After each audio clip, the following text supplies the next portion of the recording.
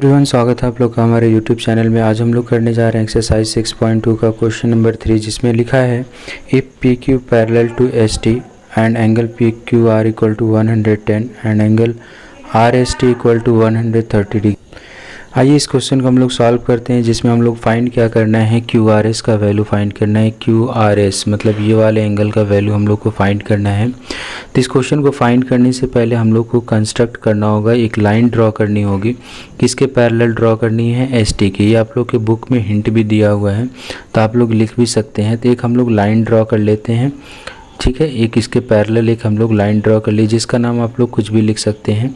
जैसे लिख दिया हमने यहाँ पे एम, और यहाँ पे लिख देते हैं इसका नाम एन, ठीक है। एक हमने लाइन पैरेलल ड्रॉ कर लिया, जिससे क्या होगा, आसान होगा हम लोग को फाइंड करने में। अब देखिए क्या करना है, ये देखिए पी क्यू आर और क्यू आर एम दोनों ही क्या है, सेम साइड पे है। ये वाला एंगल दोनों क्या है, सेम साइड पे हैं। और हमको पता है सेम साइड पे एंगल का सम कितना होता है, 180 डिग्री होता है, ठीक है। तो सिंपली हम लोग वही चीज़ लिखेंगे, angle P Q R plus angle Q R M दोनों का सम कितना होगा, 180 डिग्री होगा, ठीक है।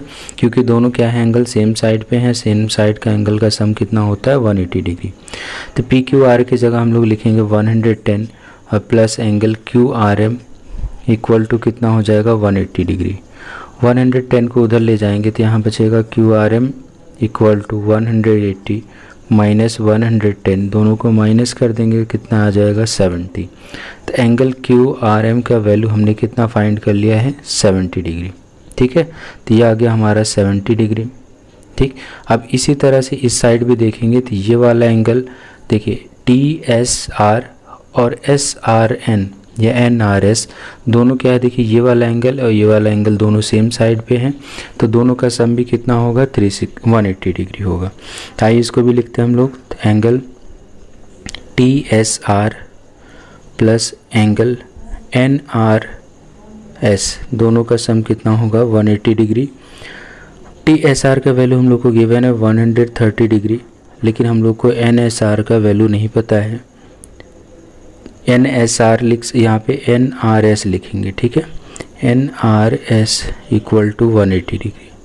130 को उधर ले जाएंगे तो यहाँ पे हो जाएगा N R S equal to 180 degree minus 130 degree. दोनों को सब्ट्रैक्ट कर देंगे, आ जाएगा 50 डिग्री। ये किसका वैल्यू आ जाएगा, एंगल एन आर एस का वैल्यू, ठीक है। तो ये वाला एंगल हमने कितना फाइंड कर लिया है, 50 डिग्री, ठीक। लेकिन हम लोग को फाइंड क्या करना है, ये बीच वाला एंगल फाइंड करना है। तब देखेंगे आप लोग एक लाइन है, इस लाइन पे एंगल बना हुआ है जो लीनियर पेयर पे बना हुआ है, ठीक है। ये एंगल ये वाला तीनों का सम कितना होगा, 180 डिग्री। तो सिंपली हम लोग इस तरह से लिखेंगे एंगल, अब इसमें लिखेंगे हम लोग, देखिए Q R M plus angle Q R S plus angle S R या एन आर एस, ठीक है। आप लोग एन आर एस लिखें क्योंकि एन आर एस हमने फाइंड किया है, इक्वल टू कितना होगा, 180 डिग्री होगा, ठीक है। साइड में लिख भी सकते हैं आप लोग बाई लीनियर पेयर से, ठीक है। बाई लीनियर पेयर से 180 डिग्री होगा ये तीनों का सम। अब क्यू आर एम का वैल्यू हमने को पता है, हमने फाइंड किया है, 70 लिखेंगे यहाँ पे। क्यू आर एस हमको नहीं पता है, यही चीज़ फाइंड करना है, Q R S plus N R S का वैल्यू हमको पता है 50 डिग्री इक्वल टू 180 डिग्री।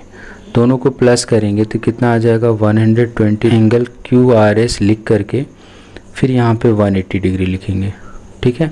अब हम लोग क्या करेंगे, इसके आगे 120 को अगर हम उधर ले जाएंगे तो यहाँ बचेगा Q R S equal to 180 degree minus 120 degree. दोनों को माइनस कर देंगे तो हम लोग का आंसर कितना आ जाएगा, माइनस करके देखेंगे आप लोग तो दोनों का आंसर आ जाएगा 60 डिग्री, जो कि हम लोग का क्या होगा, क्यू आर एस का वैल्यू हो गया। आशा करते हैं आप लोग को समझ में आया होगा। समझ में आया तो वीडियो को लाइक और सब्सक्राइब ज़रूर करें।